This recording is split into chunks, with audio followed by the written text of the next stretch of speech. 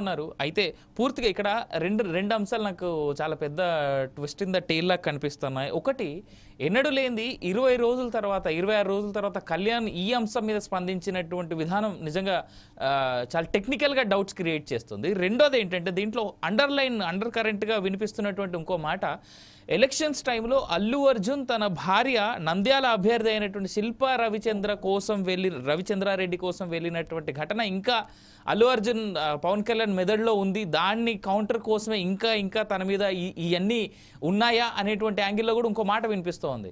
How to see this? Good evening అండి. ప్యానెల్లో ఉన్న పెద్దలకు, కోర్సైడ్ వీక్షకు మీకు. అంటే ఇక్కడ పవన్ కళ్యాణ్ గారు స్పందించిన తీరు, సమయము అనేది మనం ఎలా చూడాలంటే, నిజానికి ఆయన కడప వెళ్ళినప్పుడు ఆయన్ని కొంతమంది విలేకరులు అడిగితే, ఇక్కడ అంటే రైతు కుటుంబం అప్పుడే చనిపోయారని అక్కడ చెప్పారు. పులివెందుల్లో ఆత్మహత్య చేసుకుందని. సో ఇట్లా వాటి గురించి ప్రశ్నలు అడగండి, ఇట్లా మనుషులు చనిపోతా ఉంటే సినిమాల గురించి ఎందుకని చెప్పేసి అక్కడ కట్ చేసిన పరిస్థితి. ఇవాళ ఆయన సెక్రటరియట్ కి సంబంధించి వెళ్ళినప్పుడు రివ్యూ చేస్తా ఉన్నప్పుడు విలేకరులు దాని గురించి రియాక్ట్ అవ్వాలని అడిగితే రియాక్ట్ అయ్యారు, కానీ ప్రెస్ మీట్ పెట్టి చేసింది కాదు. పదే వాళ్ళు ప్రస్తావించిన నేపథ్యంలో, అంటే నేను అక్కడ జరిగింది చెప్తున్నాను, ఎవరికి మద్దతుగా మాట్లాడుతున్నారు. అయితే అలా అడిగినప్పుడు అసలు దాని గురించి మీరు ఇంతవరకు ఎందుకు రియాక్ట్ కాలేదండి, ఏంటి అంటే అని చెప్తూ ఆయన ఆ ఇష్యూలో జరిగిన వ్యవహారం నాకు ఇప్పుడైతే కొంతకాలం తర్వాత తెలిసాయి, నేను పెద్దగా దాని గురించి పట్టించుకోలేదని చెప్తూ ఒక్కొక్క ప్రశ్నకు సమాధానం చెప్తున్న పరిస్థితి. అంటే ఆయన పోల్చింది ఏంటంటే, అక్కడ ఒక రేవతి అనే మహిళ చనిపోయినప్పుడు దానికి సంబంధించి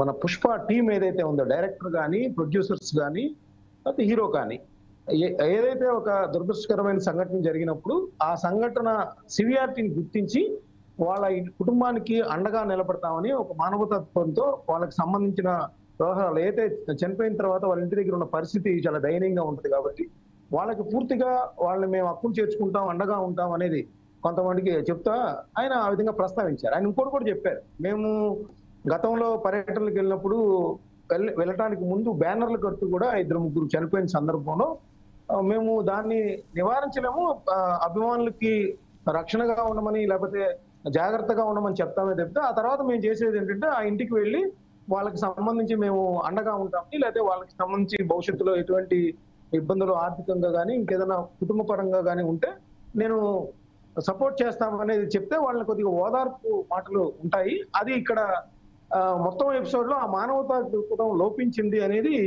చెప్పిన పరిస్థితి. అంటే ఇక్కడ మనము రాజకీయంగా చూస్తే ఆయన జగన్మోహన్ రెడ్డి ప్రస్తావన మాత్రమే తీసుకొచ్చారు. జగన్మోహన్ రెడ్డి ప్రస్తావన తీసుకొచ్చినప్పుడు రేవంత్ తో పోల్చారు, అంటే తెలంగాణ ప్రభుత్వం వైసీపీ ప్రభుత్వంతో పోల్చారు. ఏంటంటే ఇక్కడ జగన్మోహన్ రెడ్డి గారు ఉన్నప్పుడు కేవలం ప్రతీకార రాజకీయాలు, కక్షపూరిత రాజకీయాల్లో భాగంగా నా సినిమా అంటే ఆయన పవన్ కళ్యాణ్ సినిమా వచ్చినప్పుడు ఆయనకి 5 రూపాయలు, 10 రూపాయలు, 5 రూపాయలు, 15 రూపాయలు, 25 రూపాయలు మాత్రమే టికెట్లు పెట్టించారు. అది కొద్దిగా సినీ పరిశ్రమ దెబ్బతీసే విధంగా ఉంది.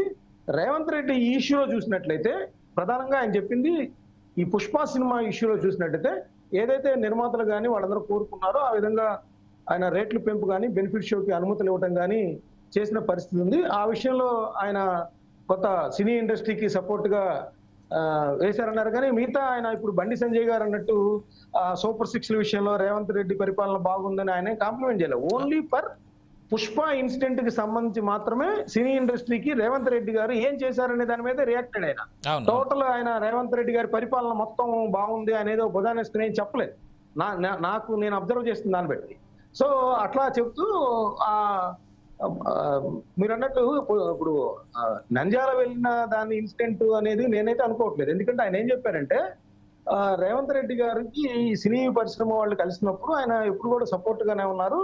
పైగా అల్లు అర్జున్ రేవంత్ రెడ్డి గారి పేరు ప్రస్తావించకపోవటం వల్ల ఈ విధంగా అన్నారా అని ఒక విలేకరు అడిగితే, అలాంటి చిన్న గుచ్చే విధంగా రేవంత్ రెడ్డి చిన్నతనంగా చిల్లరతనంగా వ్యవహరిస్తారనేది నేనైతే అనుకోవట్లేదు. చాలా స్ట్రాంగ్ లీడర్ గా నాకైతే కనిపిస్తున్నాడు ఆ విషయంలో అని చెప్పేసి.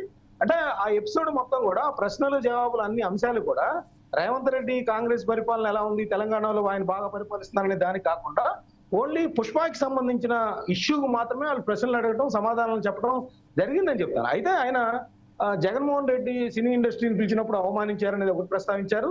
సినీ రేట్లకు సంబంధించి 5 రూపాయలు, 10 రూపాయలు, 15 రూపాయలు ఇప్పుడు వైసీపీకి సంబంధించిన అందరూ కూడా అల్లు అర్జున్ కి సపోర్ట్ చేస్తున్నట్టు పరిస్థితి ఉంది యాక్చువల్ గా. మనకు సోషల్ మీడియాలో కానీ అన్ని చూస్తూ ఉంటే. అయితే వాళ్ళేంటి 800 రూపాయలని సపోర్ట్ చేస్తారా అంటే చేసినట్టే కనపడుతోంది. మరి జగన్మోహన్ రెడ్డి గారు ఉన్నప్పుడు, ఇదే పేర్ని నాని గారు సమాచార శాఖ మంత్రిగా ఉన్నప్పుడు వినోదాన్ని కేవలం 5 రూపాయలకే సామాన్యులకు చేరువ చేశామని ఆ రోజు ప్రకటించిన పరిస్థితి ఉన్నప్పుడు ఈ అల్లు అర్జున్ 800 రూపాయలు లేదా ఆంధ్రప్రదేశ్ లో కూడా బెనిఫిట్ షోలకి ఆ విధంగా పవన్ కళ్యాణ్ గాని చంద్రబాబు నాయుడు గాని ఆ విధంగా ఎందుకు అనుమతులు ఇచ్చారని నిలదీయాల్సింది. తీసి ఇదే అల్లు అర్జున్ కూడా 5 రూపాయలకి, 10 రూపాయలకి, 15 రూపాయలకి వినోదాన్ని అందుబాటులోకి తెస్తే బాగుండేది. మీకు యాడెడ్ ఒక పాయింట్ ఇస్తా సార్, మస్తాన్ రావు గారు, మీకు యాడెడ్ ఒక పాయింట్ ఇస్తా నేను. 1100 రూపాయలు వ్యూహం సినిమాకే ఇచ్చారు సార్ వాళ్ళు, ఇంకా 5 రూపాయలు పుష్ప సినిమా తీసుకురాగలరా? అంటే నేనేమంటానంటే జగన్మోహన్ రెడ్డి గారి మంచి నిర్ణయమే. 5 రూపాయలకే వినోదాన్ని అంతా మంచిదే. అది ఓన్లీ పవన్ కళ్యాణ్ కే కాకుండా అందరు హీరోలకి చేసి పెడితే తెలుగు ప్రేక్షకులందరూ కూడా ఆయనకి రుణపడి ఉండేవాళ్ళు అనేది నేను అంటాను. మంచిదే కదా 5 రూపాయలకి రావడం అనేది చాలా మంచిది. మీరు కాదంటారా? ఇప్పుడు 800 రూపాయలు పెట్టి సినిమా చూడటం కంటే 5 రూపాయలకే పవన్ కళ్యాణ్ సినిమా లేకపోతే పుష్ప సినిమా చూడటం అనేది బాగుంటుంది అనేది. సార్ అసందర్భమైనా కానీ అసందర్భమైన నేను ఒక విషయం చెప్పాలి. నేను థియేటర్ లో సినిమాలు చూడడం అనేసి దాదాపు 3 ఏళ్ళు అయింది సార్. ఈ పెరిగిన రేట్లతో నేను చూడలేను థియేటర్. జయరామ్ గారు చెప్పారు, జయరామ్ గారు అనాలిసిస్ చాలా బాగుంది. అంటే రాజకీయ నాయకులు వాళ్ళ పార్టీలు సమర్థింపుగా కాకుండా ఒక ప్రేక్షకులు వెళ్ళినప్పుడు అక్కడ స్టాంపేడ్ జరిగింది, అక్కడ రియాక్ట్ అవ్వాల్సిందని చెప్పారు ఆయన. అయితే నేను జయరామ్ గారికి సంబంధించి ఒక విషయం చెప్తా. అంటే వాళ్ళు సినీ ఇండస్ట్రీకి సంబంధించి కూడా ఇప్పుడు 7 రోజుల్లోనే డబ్బులు దండుకోవాలనేది కాదు. మనం డిజిటల్ అంటే మన టెక్నాలజీ పెరిగినప్పుడు ఏమవుతుందంటే ఒక 10ంటికి సినిమా ప్రదర్శిస్తే ఫస్ట్ రోజు ఈవెన్ 1 గంటకే మూవీ రీల్స్ లో జరిగిపోతుంది, పైరసీ జరిగిపోతుంది. సో ఆ నష్టపోతా ఉన్నారు. ఒక సినిమా తీయాలంటే మీరు అన్నట్టు వాళ్ళు ఎక్కువ రేట్లు పెట్టి దోచుకోవడం అయ్యి ఉండొచ్చు, కానీ అది గత్యంతరం లేదు. ఎందుకంటే సినిమా థియేటర్లన్నీ మూతపడిపోతున్నాయి, ఫంక్షన్ హాల్స్ గా మారుతున్నాయి, ఆ ఇండస్ట్రీ దెబ్బతింటుంది. అదేవిధంగా ఒక సినిమా తీయాలంటే దాదాపు 1000 నుంచి 2000 మంది పనిచేస్తారు, వాళ్ళ ఉపాధి కూడా ఉంటది. సో ఇప్పుడున్న వాళ్ళ మార్గం ఏంటంటే ఈ డిజిటల్లో లేకపోతే ఓటీటీ ఇవన్నీ వచ్చిన నేపథ్యంలో వాళ్ళకి 7 రోజులు 10 రోజుల్లోనే వాళ్ళు ఆ క్యాష్ చేసుకోవడం అనేది రాకపోతే ఇప్పుడు మనకి ఇవాళ ఈ రన్నింగ్ గారు చెప్తున్నానండి, ఒక నిమిషం లెట్ మీ కంప్లీట్. ఈ రన్నింగ్ అని చెప్తాను, మనం 170 సినిమాలు తీస్తే 20 సినిమాలు మాత్రం హిట్ అయినాయి, మిగతా 150 సినిమాలు ఫ్లాప్ అయిపోయినాయి. సో దానికి సంబంధించిన పెట్టుబడిదారులు, ప్రేక్షకులు, లేకపోతే థియేటర్లో క్యాంటీన్ కానీ లేకపోతే స్టైకిల్ స్టాండ్ కానీ వీళ్ళందరూ కూడా ఉపాధి కోల్పోయే పరిస్థితులు కూడా ఉన్నాయి. సో దీనికి ఎమికబుల్ గా సినీ ఇండస్ట్రీ నిలబడేటట్టు, ప్రేక్షకులు దోచుకోబడకుండా చూసేటట్టు అందరూ కూడా ఒక ఎమికబుల్ సొల్యూషన్ అనేది చూస్తే బాగుంటుంది అనేది నా ఉద్దేశంగా నేను చెప్తానండి. రైట్. గురుస్వామి గారు మీరు మీ తోటి కూటమి నాయకులు చేసినటువంటి